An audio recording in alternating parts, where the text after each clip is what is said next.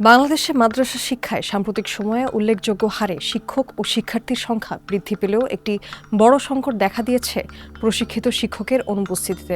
সরকারি পরিসংখ্যান অনুযায়ী বর্তমানে মাদ্রাসা শিক্ষকদের মাত্র ৯.১৯% প্রশিক্ষিত। এ হার বিগত ১৩ বছরের মধ্যে সর্বনিম্ন। মাদ্রাসা শিক্ষার উন্নয়নে এই সংকট খুবই গুরুত্বপূর্ণ, কারণ এতে শিক্ষার গুণগত মান এবং শিক্ষার্থীদের ভবিষ্যৎ প্রভাবিত হতে পারে। এই সংকটের মূল কারণ হিসেবে বিশেষজ্ঞরা তিনটি প্রধান দিক তুলে ধরেছেন। প্রথমত, মাদ্রাসা শিক্ষকদের জন্য পর্যাপ্ত প্রশিক্ষণ কেন্দ্রের অভাব। গত কয়েক বছরে নতুন শিক্ষকরা মাদ্রাসায় যোগ দিলেও তাদের প্রশিক্ষণ ব্যবস্থা উন্নত হয়নি। দ্বিতীয়ত, অভিজ্ঞ এবং প্রশিক্ষিত শিক্ষকদের এক বড় অংশ অবসরে চলে গেছেন, ফলে নতুন শিক্ষকদের প্রশিক্ষণ ঘাটতি মেটানো সম্ভব হয়নি। তৃতীয়ত, প্রশিক্ষণ কেন্দ্রের সংখ্যা অত্যন্ত সীমিত এবং একমাত্র বাংলাদেশে মাদ্রাসা শিক্ষক প্রশিক্ষণ ইনস্টিটিউট BMTTI দিয়ে অনেক শিক্ষককে প্রশিক্ষণ প্রদান করা হচ্ছে, যার ফলে একজন শিক্ষকের জন্য প্রশিক্ষণ সংক্রান্ত অভাব দেখা দিয়েছে।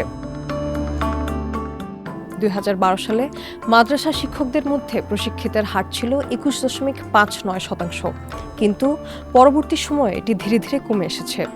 ২০২৩ সালে প্রশিক্ষিত শিক্ষকের হার ছিল ২৭.৬৯%, কিন্তু ২০২৪ সালে তা ৯.১৯% নেমে এসেছে। নারীদের মধ্যে একই ধরনের প্রবণতা দেখা গেছে।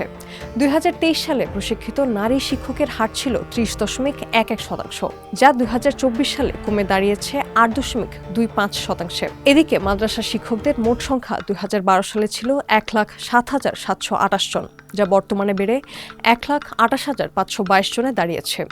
এই বিশাল সংখ্যক শিক্ষককে প্রশিক্ষিত করার জন্য কোনো সমন্বিত ব্যবস্থা না থাকায় সংকট আরও জটিল হচ্ছে।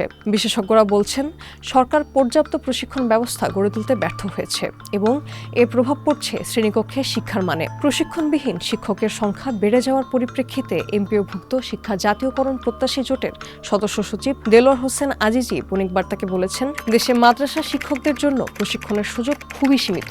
কার্যত একটিমাত্র কেন্দ্রীয় প্রশিক্ষণ প্রতিষ্ঠান থাকায় বিপুল সংখ্যক শিক্ষককে দক্ষ করে তোলা কঠিন হয়ে পড়েছে। এছাড়া কাতলা সেন কাদেরিয়া কামিল মাদ্রাসার অধ্যক্ষ সরকারি প্রশিক্ষণ উদ্যোগের অভাবের কথা তুলে ধরেছেন। পাশাপাশি মাদ্রাসা শিক্ষকদের প্রশিক্ষণের অভাবে দেশের শিক্ষা ব্যবস্থায় বৈষম্য সৃষ্টি হচ্ছে। প্রাথমিক এবং মাধ্যমিক স্তরে যথাযথ প্রশিক্ষণ কেন্দ্র থাকলেও মাদ্রাসা শিক্ষকদের জন্য এরকম কোনো কেন্দ্র নেই। মাদ্রাসা শিক্ষার্থীরা বঞ্চিত হচ্ছে শিক্ষার আধুনিক সুযোগ সুবিধা থেকে, যেগুলি সাধারণ শিক্ষার্থীরা পাচ্ছে। এখন সরকার প্রশিক্ষণ কেন্দ্রের সংখ্যা বাড়ানোর জন্য পদক্ষেপ নিচ্ছে। বাংলাদেশ মাদ্রাসা শিক্ষা অধিদপ্তরের পরিচালক মোহাম্মদ আবুল কালাম তালুকদার জানিয়েছেন, ঢাকার বাইরে 7টি বিভাগীয় শহরে প্রশিক্ষণ কেন্দ্র স্থাপনের পরিকল্পনা রয়েছে। এছাড়া অনলাইন অফলাইন কোর্স এবং বিভিন্ন সরকারি প্রকল্পের মাধ্যমে শিক্ষকদের প্রশিক্ষণের ব্যবস্থা চালু করা হচ্ছে।